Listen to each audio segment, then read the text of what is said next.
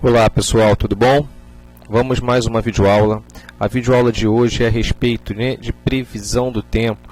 É um assunto que a gente tem interesse, cada dia que passa a gente se interessa mais, Seja para saber se no dia seguinte a gente vai poder curtir aquela praia, aquela piscina, aquela mangueira no quintal. Então quer dizer, a gente tem buscado mais informações a respeito, desse estudo, dessa ciência, é uma ciência.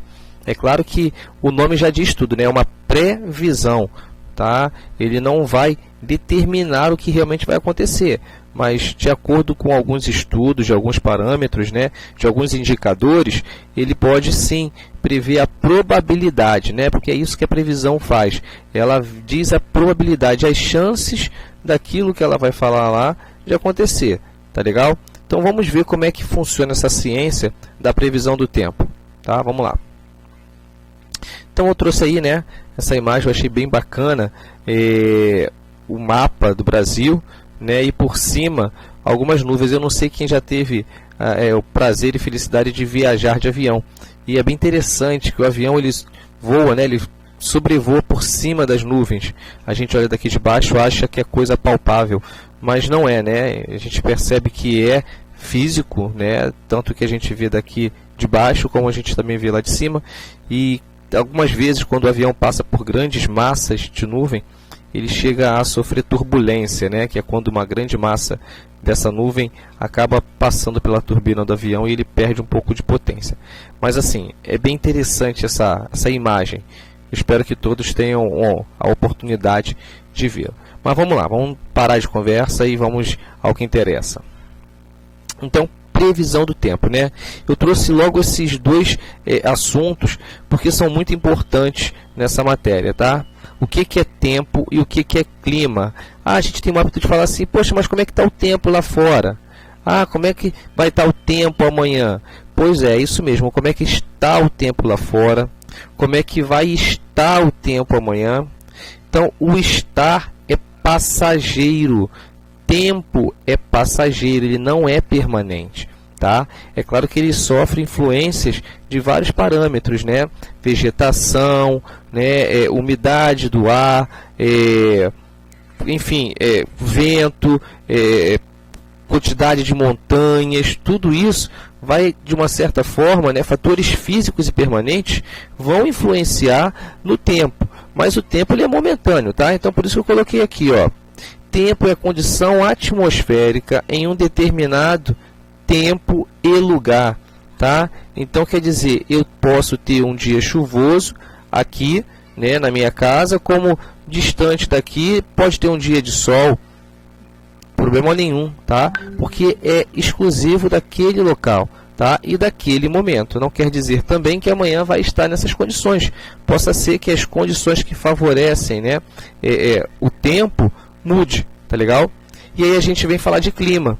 Clima é o conjunto de condições atmosféricas recorrentes, ou seja, que está sempre presente ali, que predominam em uma região.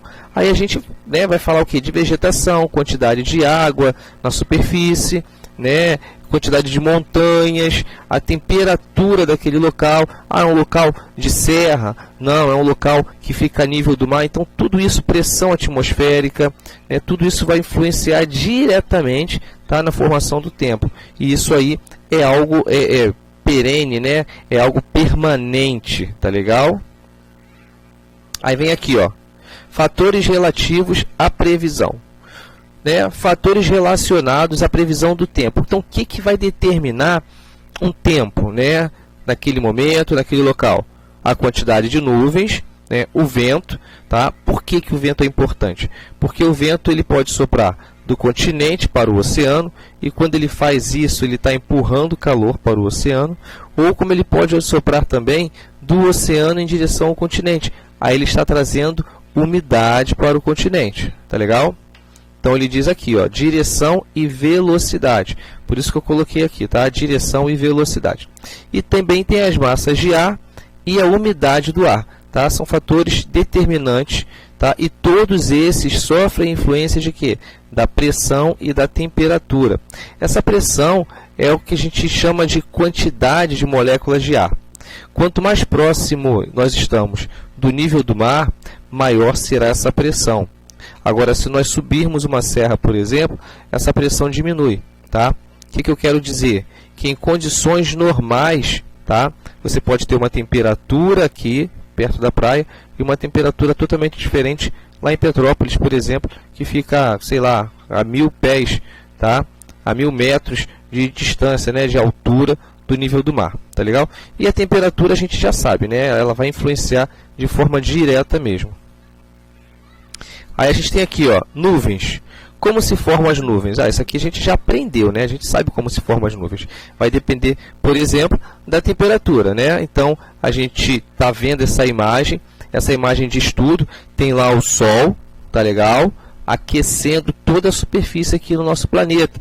Ele está aquecendo a água do oceano, dos rios, dos lagos, das lagoas, e também está favorecendo com que esses vegetais aqui, ó, executem o que? Aquilo que a gente chama de transpiração, que é quando eles liberam a água através das suas folhas.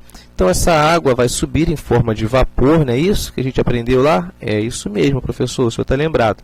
Vão subir em forma de vapor por conta do aquecimento da água. Ao chegar lá em cima, essa temperatura é mais baixa, tá? Essa pressão atmosférica também é menor. E aí essas moléculas vão começar a, o quê? A se juntar, tá? E aí se formando as nuvens. Tá legal?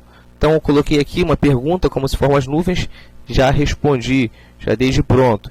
E aí eu apresento para vocês os tipos de nuvens. E esses tipos de nuvens, quando a gente estuda, né, que a gente começa a praticar, né, poxa, o céu está escuro, caramba, será que vai chover? Deixa eu ver aquele tipo de nuvem. É um tipo de formação, tá, de chuva, né? Eu gosto muito de brincar aqui em casa. Eu sempre olho e falo, ó, vai chover, não vai chover, né? E o pessoal fica assim, pô, como é que você sabe? Bom, né, eu não sou adivinho, mas aí a gente tem o estudo, e esse estudo aqui nos dá uma ideia, tá? E eu vou dar algumas dicas para vocês, para que vocês também tirem um pouquinho de onda aí com os amigos. Bom, então nuvens, né, o que são as nuvens?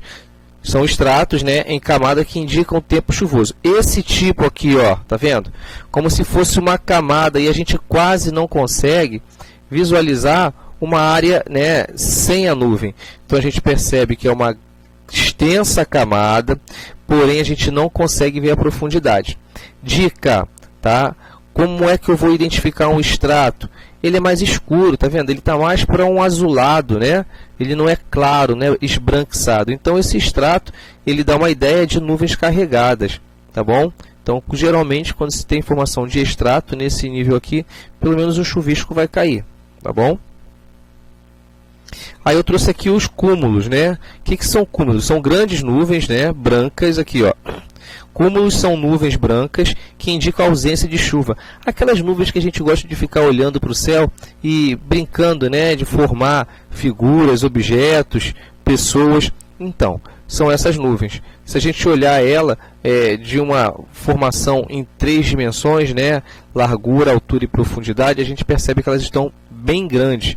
Porém, elas não estão unificadas, né? Elas não fazem parte de um único corpo. Elas estão espalhadas. E aí não cria peso suficiente, tá, para que elas literalmente desabem, né? Desabem em forma de água. Porque muitas das vezes ocorre elas desabarem, tá? Mas sem derreter. E aí é quando, né, a gente tem aqueles episódios de chuva, tá, de pedra de gelo, né, que o pessoal fala chuva de granizo. Então, quer dizer, é por esse motivo, tá? São nuvens bem grandes, porém de formações de pedras de gelo. E quando não há a possibilidade dela derreter ainda lá em cima, essas pedras caem, né? Vem diminuindo de tamanho, é claro, por conta, né, do atrito, mas ainda assim chegam bem grandes, ocasionando muitos estragos. Aí aqui a gente tem os cirros, né? Olha só também a cor dele, tá? Bem esbranquiçada, dizendo que é o que? A ausência. E a gente consegue ver, né, boa parte do céu azul também acima deles. Então, quer dizer, não há força e energia suficiente para desabar. Então, está aqui, cirros são nuvens de gelo que indicam a ausência de chuva, tá? Assim como cúmulos. E aí a gente aqui tem um outro cenário, né? O nimbus são nuvens escuras que indicam chuva. Bem parecido, tá, com aquela outra. A diferença é que a gente vê uma grande formação em altura, né? A primeira lá a gente via uma pequena camada, né, a ideia de pequena camada. Aqui não, a gente percebe, né, um grande volume, tá? E geralmente quando se forma nesse tipo aqui, é temporal. Pode vir acompanhado de rajada de vento, enfim, mas é chuva. E aí, né, a gente tem esses fatores que são importantes a gente falar. Massa de ar é um aglomerado de ar com temperatura, umidade e pressão determinadas. Então isso aqui vai variar muito, tá? Como eu mencionei lá no início. Então a gente tem uma determinada temperatura no ar que está sobre o oceano, uma determinada temperatura do ar que está sobre o continente. Então essas temperaturas, elas são bem características de determinadas áreas. Quando há massas de ar não característico daquela região, ele influencia diretamente o tempo, tá? Por quê? Porque, fisicamente falando, a massa de ar quente ela é mais leve, então ela vai se sobrepor, ela vai ficar acima da massa de ar frio. Porém, o que pode ocorrer? Né? Uma massa de ar gelado estar acima da massa de ar quente, e aí a gente fica com aquela sensação de abafamento. Por quê? Porque essa camada de ar quente não consegue subir, não consegue se dissipar em direção, né, à atmosfera, porque acima dela existe uma camada de ar gelado, tá? Então ela segura aquela camada quente, não deixa ela subir, tá bom? E o mesmo pode ocorrer também ao contrário, tá? Pode ocorrer ao contrário, a gente tem lá uma camada, né, bem densa, fria, e acima dela está a quente, e a quente não vai descer porque ela é mais leve, tá? A camada quente é mais leve do que a camada gelada, então ela vai permanecer ali até aquele camada de ar frio se dissipar de forma natural. E aí, às vezes a gente fica um longo período, né, passando por frios aí, tá bom? As frentes, né? As frentes são os choques, tá, de duas camadas de ar com temperaturas diferentes, né? Então a gente tem aqui, ó, essa animação, né? Frente é o resultado do encontro entre duas massas de ar diferentes. A frente quente, como eu coloquei para vocês, o ar quente ele vem por cima, tá? E aí ele está vindo aqui, tá? Dando uma ideia de vindo, esse lado aqui é o lado do continente. Desculpa, esse lado aqui é o lado do mar e esse lado aqui é o lado do continente. Então, do lado do continente, a gente tem o ar quente vindo de baixo para cima. E aqui a gente tem o ar quente de cima para baixo, mas ele encontra o auxílio de uma camada de ar frio, que aí acaba ocasionando, tá, chuva, tá bom?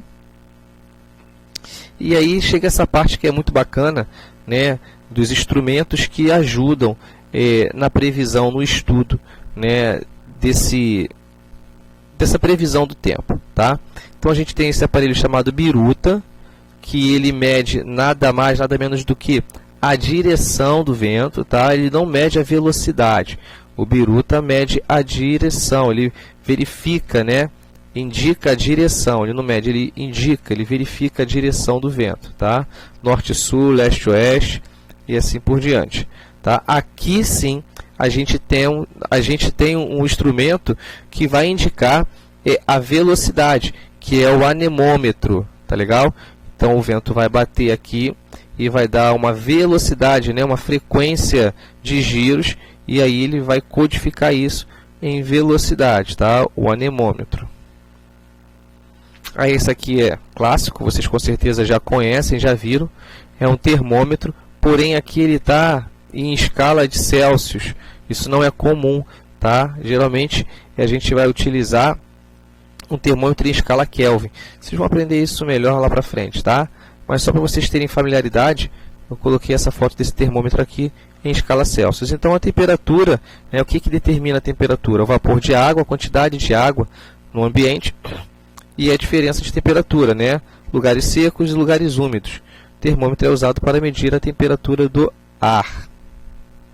Umidade, né, que vai influenciar diretamente na temperatura. O que é a umidade? É a quantidade de vapor de água, né, partículas de água na atmosfera. Então a gente já viu em outros estudos. Uma região que tem bastante árvore, por exemplo, e árvores altas, de grandes copas, e esse ambiente vai ter uma umidade alta, favorecendo chuvas frequentes. Já lá no deserto, né, que quase não tem árvores, e quando existe, são bem pequenininhas, são rasteiras, são arbustos, né, ele não consegue jogar para a atmosfera uma grande quantidade de umidade. Por esse motivo, chove pouquíssimo, tá? E aí a gente tem aqui, ó, o higrômetro, que é usado para medir a umidade do ar, tá? Esse aparelhozinho aqui. E aí a gente chega nesse aparelho que eu só tive a oportunidade de ver 2 vezes, tá? Que mede a pressão atmosférica. Quanto menor a umidade, maior a pressão, tá legal? Então a gente tem aqui, ó, essa relação. Quanto menor a umidade, maior a pressão atmosférica. E isso pode variar no mesmo ambiente, tá? Eu estou aqui, moro perto da praia, né? Hoje a umidade está pequena. Isso significa que a pressão atmosférica está grande, tá legal? E aqui a gente traz um aparelho, né, que é o pluviômetro, muito utilizado, tá? Ainda mais em locais de grande risco de desabamento. Por quê? Porque ele mede a quantidade de água que cai em determinado tempo, tá? Então a gente pode determinar qual foi a quantidade de água que caiu no morro em 1 hora. Olha, essa quantidade de água está muito grande, provavelmente esse solo está encharcado e tende a deslizar, ocasionando os deslizamentos, tá? Então a gente percebe como é muito interessante o estudo, né, da previsão do tempo. Ele salva vidas, né, ele vai ajudar o cara lá da fazenda, né, se ele deve plantar ou não, se vai dar chuva, se der muita chuva talvez não seja interessante para ele, se vai gear, se ele precisa cobrir lá a vegetação dele, se ele precisa guardar, né, o gado dele num local abrigado por conta de chuva, de gelo, enfim. Essa previsão do tempo não é usada só por nós da cidade, muito pelo contrário, ela é muito utilizada e respeitada pelo pessoal do campo, tá? Então aqui o pluviômetro mede a quantidade de chuva que cai numa região durante um período. Aí eles vão determinar, tá legal? No uso. E hora de provar que você aprendeu. Como é que você vai fazer isso? Exercendo aí, né? Exercendo a sua capacidade de resolver esses exercícios, né? Por isso que o nome é exercício, é exercitar mesmo, exercer o seu direito. Então resolva os exercícios aí do capítulo, tá? Qualquer dúvida, entre em contato comigo. E aí a gente vai corrigir e na hora da correção viemos a tirar as dúvidas, tá? Forte abraço, pessoal. Se cuidem.